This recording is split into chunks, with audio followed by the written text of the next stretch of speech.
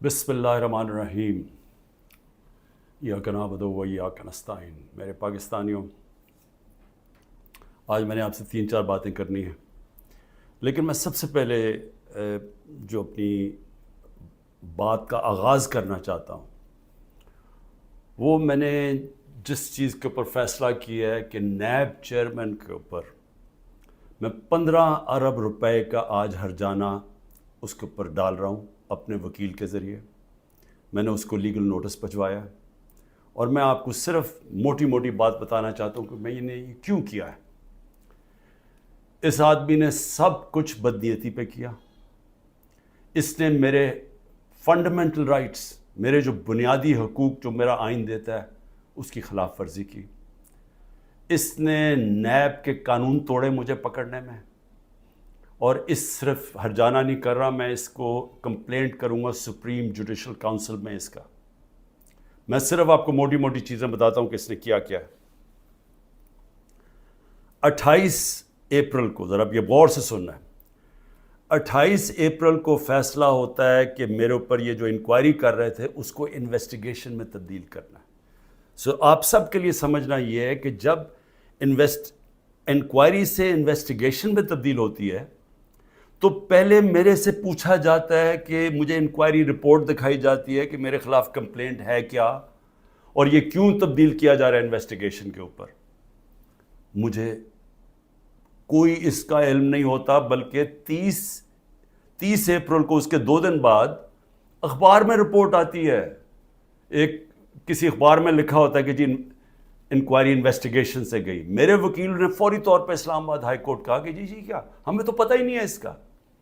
لیکن ذرا آپ دیکھتے رہیں کہ 28 سے جب مجھے پتہ ہی نہیں ہے کہ انکوائری کیا ہے، میرے پاس رپورٹ ہی نہیں ہے۔ انکوائری کی رپورٹ میرے پاس پہلی دفعہ آتی ہے جب یہ مجھے جیل میں ڈالتے ہیں۔ یہ نیب کے قانون کی خلاف ورزی ہے۔ اب بدنیتی دیکھیں کہ 28 کو وہ انویسٹیگیشن کرتے ہیں، 1 مئی کو میرا وارنٹ نکل جاتا ہے، 3 دن کے بعد میرا وارنٹ نکل جاتا ہے، اور وارنٹ بھی اس دن نکلتا ہے جس دن پبلک ہالیڈے ہوتا ہے، 1 میں پبلک ہالیڈے ہوتا ہے۔ 8 دن پتہ نہیں چلتا کہ میرا وارنٹ ہے، چھپا لیتے ہیں وارنٹ کو، اور پھر اس کو مجھے عدالت میں جب بیٹھا ہوتا ہوں، اسلام آباد کی عدالت میں جب بیٹھا ہوتا ہوں تو تب پتہ چلتا ہے کہ میرے اوپر اٹیک ہوتا ہے رینجرز کا۔ پولیس کیوں نہیں؟ رینجرز آپ تب استعمال کرتے ہیں جب کوئی بہت بڑا مجرم ہو، جب کوئی وہ دہشت گرد ہو، یا جب اسے کوئی خطرہ ہو۔ میں تو جب اسلام آباد 9 تاریخ کی صبح کو نکلا تھا، میں نے ویڈیو ریکارڈ کی تھی کہ اگر آپ نے مجھے پکڑنا ہے تو آپ مجھے وارنٹ دکھائیں اور مجھے پکڑ لیں۔ وہ کوئی ڈرامے نہ کریں جو میرے گھر پہ باہر آ کے انہوں نے کیا۔ اس کے باوجود رینجر سے مجھے پکڑا، توڑ پھوڑ کی گئی، میرے سر پہ ڈنڈا لگا، لوگوں کو مارا، خون نکلا لوگوں کے۔ سٹاف جو تھا اس کو انہوں نے مارا، جو وہاں بیچارہ رجسٹری آفس کا سٹاف تھا۔ اور پھر جس طرح مجھے وہ لے کے گئے، ساری دنیا میں وہ تصویریں گئیں کہ جس طرح کوئی کوئی مجرم کو، دہشت گرد کو پکڑ کے لے کے جا رہے ہیں۔ یہ سارا نیب چیئرمین کے آرڈرز کے اوپر ہوا۔ اب یہ دیکھیں، سیکشن 24 جب آپ اریسٹ وارنٹ کرتے ہیں نیب میں، تو یہ 4 چیزیں ہونی چاہیے آپ کو اریسٹ کرنے سے پہلے، کہ یہ 4 وجوہات ہونی چاہیے جس کی وجہ سے وہ آپ کو اریسٹ کرتے ہیں۔ نمبر 1 کہ بار بار مجھے نوٹسز گئے اور میں اس کا جواب نہ دوں۔ مجھے نوٹس ہی نہیں کسی نے بھیجا تو میں جواب کیا دیتا؟ تو پہلا غلط۔ دوسرا کہ میں مفرور ہوں، کہ میں بھاگا ہوا ہوں۔ میں عدالت کے اندر بیٹھا ہوا، میں مفرور کیسے ہوں؟ میں تو ہائی کورٹ کے اندر بیٹھا ہوا تھا، وہ بھی غلط۔ تیسرا کہ میں ایویڈنس کو چینج کر رہا ہوں۔ ایویڈنس ساری گورنمنٹ کے پاس پڑی تھی، القادر کی ساری ایویڈنس، یا وہ NCA والی، وہ ساری ان کے کیبنٹ پہ پڑی تھی، اور یا انہوں نے ساری القادر کی ساری چیزیں منگوا لی تھیں، وہ ان کے پاس پڑی تھی۔ تو میں نے ٹیمپر کیسے کرنا تھا؟ یعنی میں نے اس کو چینج کیسے کرنا تھا، تبدیل کیسے کرنا تھا؟ اور پھر بار بار ایک چیز کرتا جائے آدمی، ریپیٹ کرتا جائے ایک جرم، پھر اٹھاتے ہیں۔ تو ان چاروں میں سے بتائیں کہ کون سی میں نے غلطی کی تھی جو مجھے انہوں نے ایک دہشت گرد کی طرح جس طرح مجھے انہوں نے اٹھایا ہے، یہ چاروں ایک پوائنٹ بھی نہیں میٹ کر رہا تھا۔ اس کے علاوہ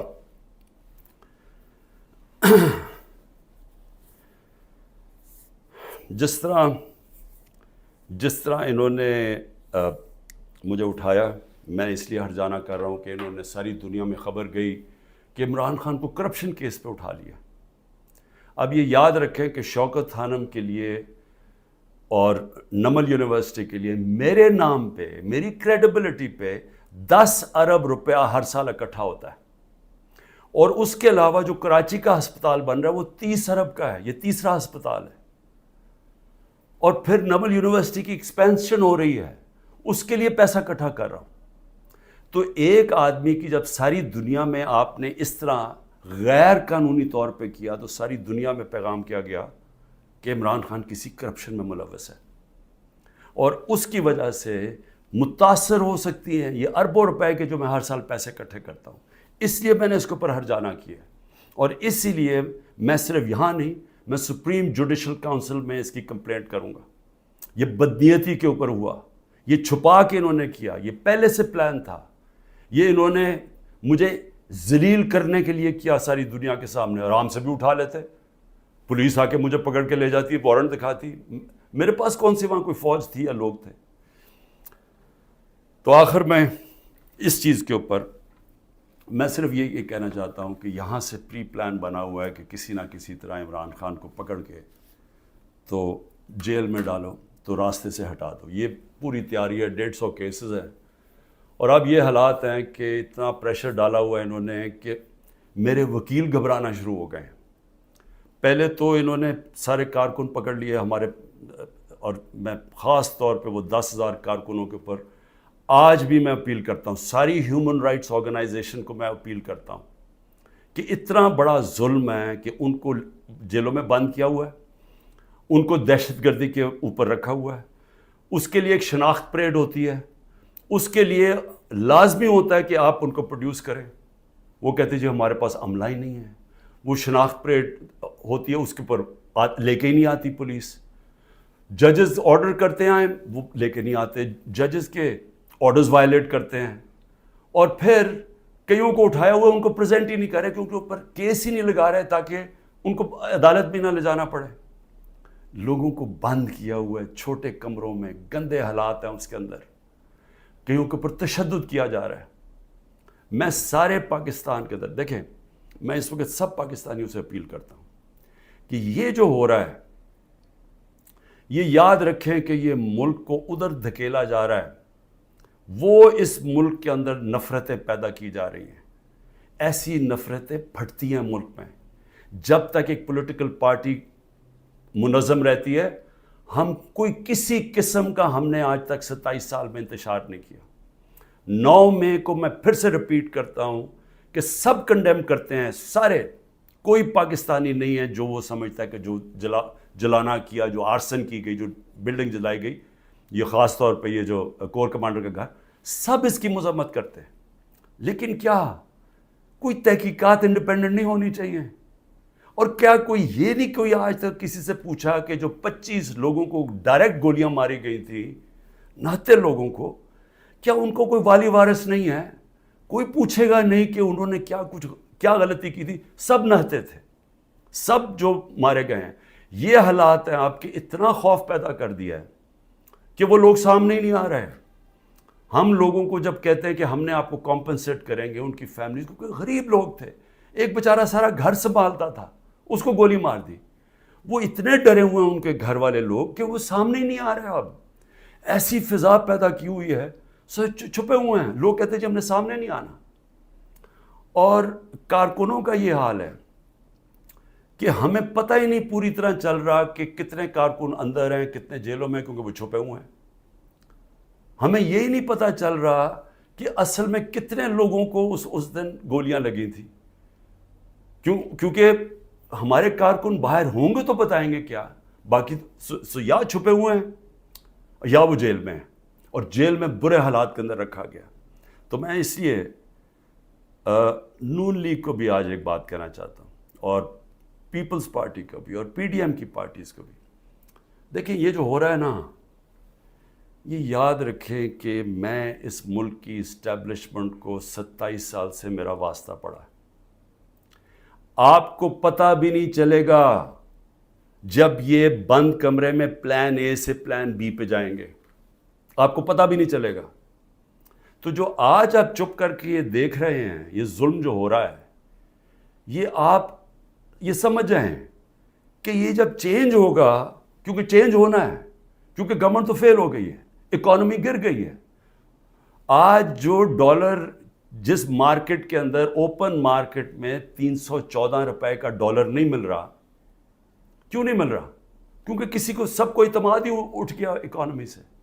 تو اگر یہ حالات ہیں, اور پہلے ہمارے اوپر سے یہ سب شور مچا رہے تھے 24%, ہماری 12% انفلیشن تھی. مہنگائی ہمارے زمانے میں 12.4% تھی. مہنگائی مارچ ہو گئی تھی. سارے ٹی وی شوز کے اوپر لوگوں کے پاس جاتے تھے, جی بتائیں کتنی مہنگائی ہے. آج کے فگرز مہنگائی کے 38% مہنگائی ہے, 3 گنا سے زیادہ ہے. اور آج جو حالات ہیں لوگوں کے, نہ مہنگائی کنٹرول ہو رہی ہے, فیکٹریاں بند ہو رہی ہیں, بے روزگاری بڑھ رہی ہے. آگے انٹرنیشنل میڈیا کے لوگ, جو فائنانس کے لوگ ہیں, وہ سمجھ رہے ہیں کہ ڈیفالٹ کرنے جا رہا ہے پاکستان. ان حالات کے اندر یہ اگر آپ سمجھتے ہیں پی ڈی ایم والوں کہ آپ بڑی دیر بیٹھے رہیں گے یہاں, میں آپ کو یقین دلاتا ہوں کہ جب پلان بی بنے گا, ہو سکتا ہے آپ ادھر پھنس جائیں. جو آج ہمارے سے ہو رہا ہے ہو سکتا ہے آپ سے بھی یہ ہو. اور یہ مجھے یہ کہنا کہ جی ہمارے زمانے میں یہ ہوا تھا, اس سے بڑا جھوٹ کوئی بول نہیں سکتا. مجھے یہ بتائیں کہ ہمارے زمانے میں کب یہ ہوا تھا؟ کتنے لوگوں کو تشدد کیا گیا جیل میں, کتنے گھر توڑ کے اندر گھس کے عورتوں کے سامنے اٹھا کے لے گئے. اگر وہ آدمی نہیں ملا تو ان کے رشتہ دار اٹھا کے لے گئے. کتنے گھروں میں ایسے ہوا تھا؟ مجھے یہ آج تک بتائیں کہ ہم نے کتنے دہشت گردی کے کیسز کیے تھے. مریم نواز نے جا کے جب پتھراؤ کروایا تھا نیب کے اوپر, کتنے دہشت گردی کے کیسز ہوئے تھے. کس کے اوپر اس طرح کے 150 کیسز کیے گئے جو میرے پہ 4 کیسز میرے اوپر کیے گئے ہیں, کرمنل کیسز, جب میں نظر بند تھا 4 دن وہاں نیب جیل میں. تو جس طرح کی یہ آپ حرکتیں کر رہے ہیں اور یہ ہونے دے رہے ہیں حرکتیں, اور یہ کہہ کہ جی ہمارے زمانے میں یہ ہوتا تھا, یہ سمجھ جائیں کہ یہ بڑی جلدی چینج ہو سکتا ہے. یہ ابھی آپ بڑے خوش ہیں کہ جی تحریک انصاف, اس لیے نہیں کہ ہم نے آپ سے کوئی ظلم کیا تھا. میں پھر سے ریپیٹ کرتا ہوں, 95% کرپشن کے کیسز اب پہلے آپ کے زمانے میں بنے ہوئے تھے. اسحاق ڈار آپ کے زمانے میں بھاگا, نواز شریف کے بیٹے آپ کے زمانے میں بھاگے. یہ جو کیسز بنائے ہوئے تھے یہ سارے آپ کے زمانے میں ہوئے ہیں. صرف پھر سے شہباز شریف کے جو 16 ارب کا ایف آئی کا کیس تھا اور جو نیب کا کیس تھا, وہ ہمارے زمانے میں بنا 8 ارب کا. اور وہ میں آج بھی کہتا ہوں کہ اس سے کلیئر کٹ کیس ہے ہی کوئی نہیں. زمین کے قبضے جو چھڑوائے تھے وہ سارا لینڈ ریکارڈز کے دیکھ کے چھڑوائے تھے. ایک مجھے ادارہ, نہ پولیس آفیسر, کوئی آئی جی, کوئی مجھے آج ایف آئی اے کا آدمی مجھے ایک کہہ دے کہ میں نے کسی کے اوپر کہا کہ انتقامی کارروائی کرو, ایک مجھے بتا دے. کوئی مجھے بتائے جتنی ہم نے بھرتیاں کی ہیں وہ ساری میرٹ کے اوپر کی تھی. کتنے عمران خان کے رشتہ داروں کو امپورٹنٹ جگہوں پہ بیٹھے تھے. اور پھر میڈیا, ذرا میں میڈیا کے اوپر آ جاؤں, کیونکہ میڈیا میں ہمیں بڑی مار پڑی تھی سارا وقت. وہ گورنمنٹ, جس گورنمنٹ نے اس ملک کے اندر کرونا, دنیا مانتی تھی کہ کرونا کا سب سے زیادہ ڈیل اس کو ساتھ اس کو سنبھالا, دنیا مانتی تھی. ہندوستان میں حالات دیکھ لیتے, ارد گرد ایران میں حالات دیکھتے جو ہمارے 2 نیبرز تھے, اور پاکستان میں حالات دیکھتے.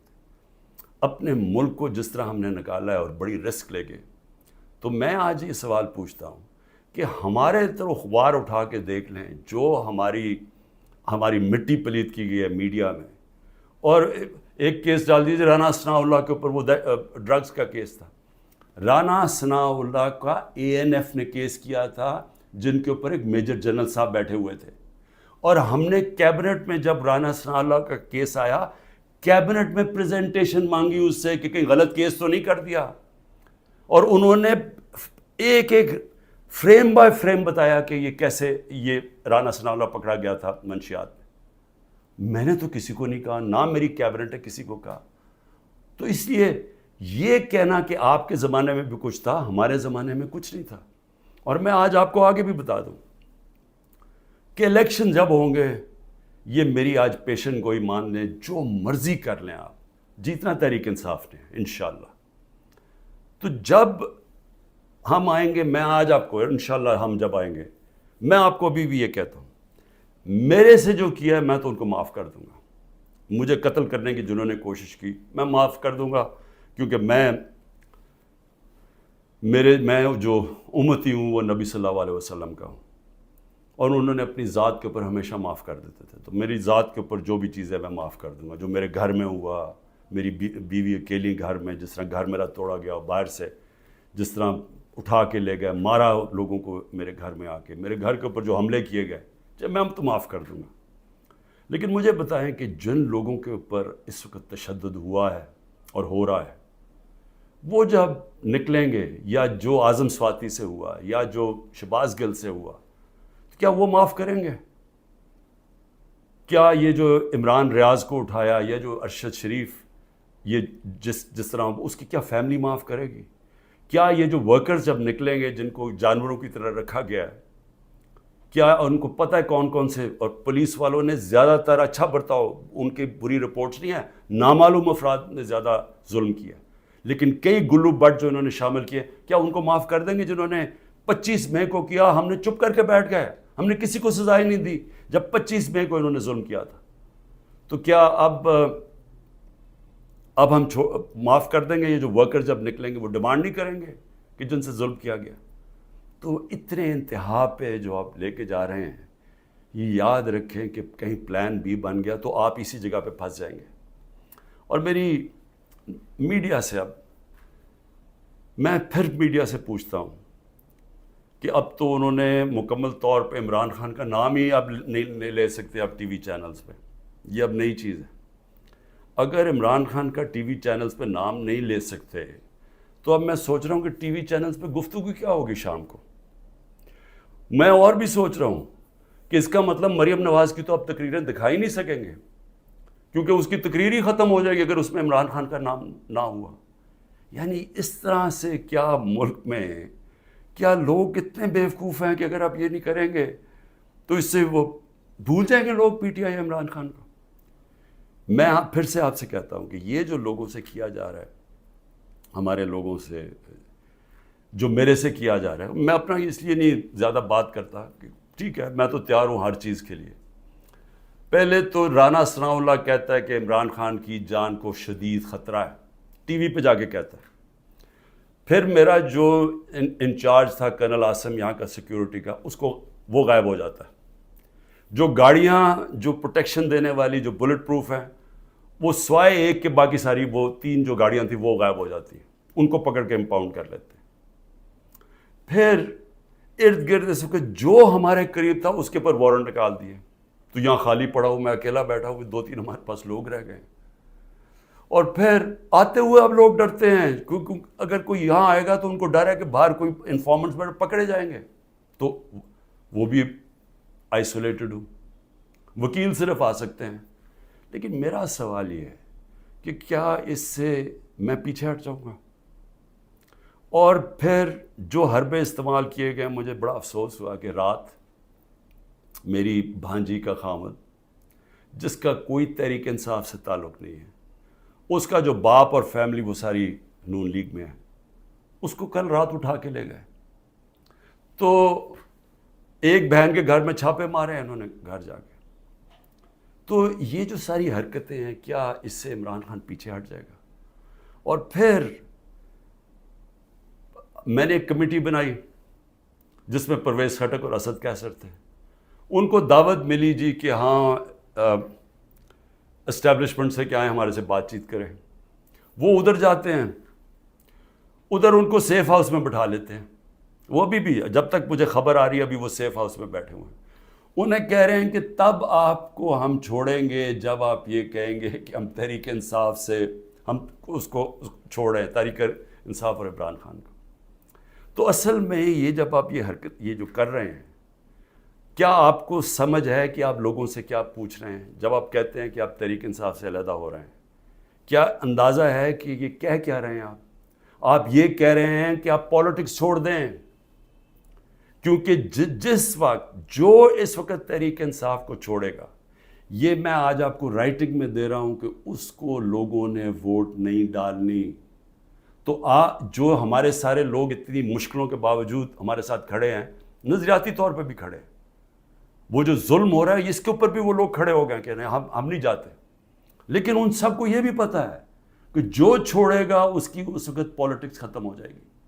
تو یہ جو ان دونوں کو، ہمارے سینئر لوگوں کو، میں نے تو اس لیے کہا تھا کہ بات چیت شروع کریں گے، وہ بات چیت کرنے گیا ان کو ہی بٹھا لیا.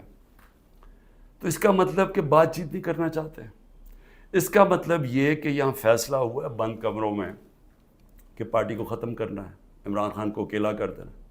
عمران خان اکیلا ہو چکا ہے، عمران خان کے تو ارد گرد اب کوئی بھی نہیں ہے. نہ میں کسی کو ٹیلی فون کر سکتا ہوں، نہ میں کسی سے بات کر سکتا ہوں، کہ سب چھپے ہوئے ہیں.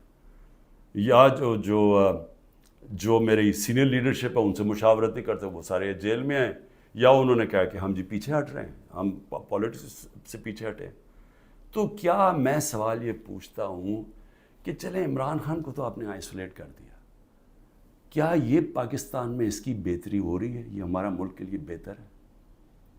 ہماری جو اکانومی بیٹھتی جا رہی ہے، جو غربت بڑھتی جا رہی ہے، بے روزگاری بڑھتی جا رہی ہے، مہنگائی بڑھتی جا رہی ہے، کیا یہ اس سے ٹھیک ہو جائے گی؟ کیا اندازہ نہیں کہ یہ جو بھی سوچ رہے ہیں، جو بھی یہ سوچ ہے اس کے پیچھے، کیا وہ آگے پاکستان کا بھی سوچ رہے ہیں؟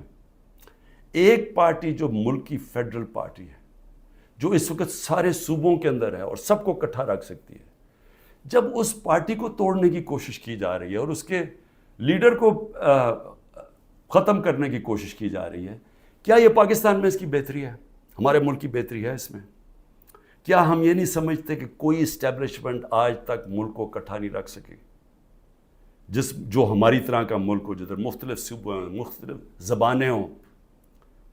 جب جس طرح کے یہ حالات کیے جا رہے ہیں، یہ پاکستان سے دشمنی ہو رہی ہے.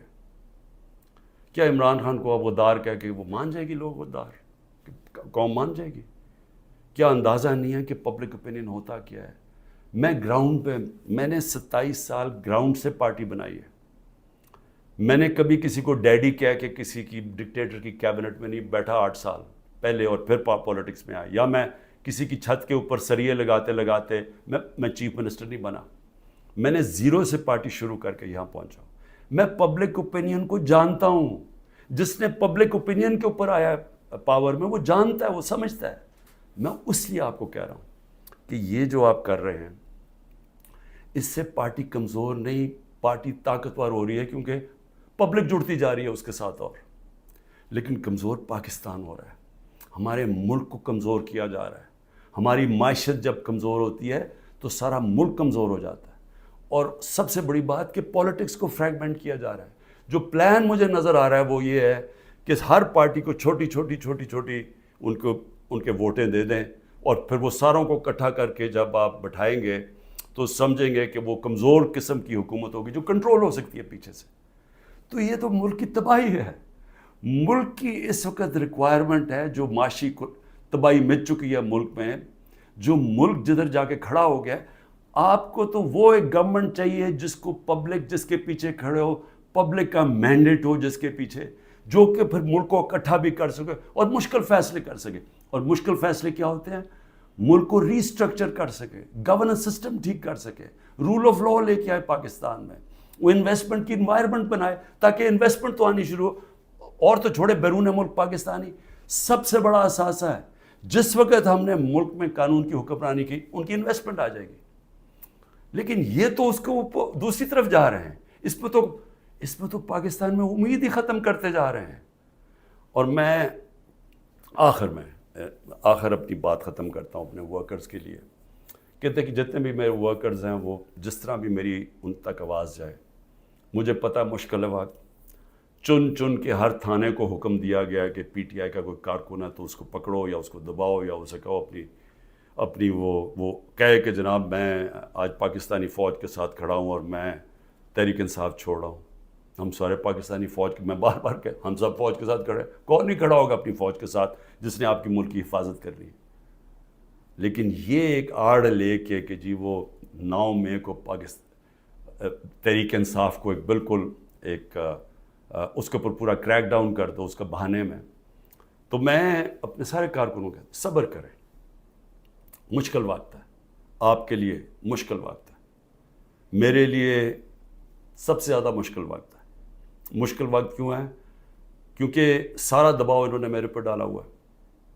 تو جب تک میں کھڑا ہوں، جب تک یہ سارے حربے استعمال کر رہے ہیں مجھے پکڑنے کے، کوئی نہ کوئی کیس میں تو پکڑ ہی لیں گے کیونکہ اتنے زیادہ کیسز ہیں، اور اگر میرے وکیل اب ڈرنا شروع ہو گئے ہیں تو میں خود تیاری کر رہا ہوں کہ میں خود ہی پھر مجھے اپنے کیسز عدالت میں جانا پڑے گا. لا پڑھنے کی بھی اب کوشش کر رہا ہوں. سمجھ بھی ویسے میں نے اتنی دفعہ عدالتوں کے چکر لگائے ہیں کہ میں کافی سمجھ بھی گیا ہوں کہ قانون کیا ہوتا ہے. تو میں وہ بھی تو لگ تو ایسے رہا کہ وہ وکیل بھی آخر میں چھوڑ جائیں گے، لیکن عمران خان جب تک زندہ کھڑا رہے گا اپنے ملک کی حقیقی آزادی کے لیے. اور میرے کارکنوں، آپ اس کو پالیٹکس نہ سمجھیں. آپ ایک دن دنیا کہے گی کہ یہ وہ لوگ ہیں جو کھڑے تھے پاکستان کی حقیقی آزادی کے لیے اور انہوں نے قربانیاں دی اپنے ملک کو آزاد کرنے کے لیے. پاکستان پائندہ باد.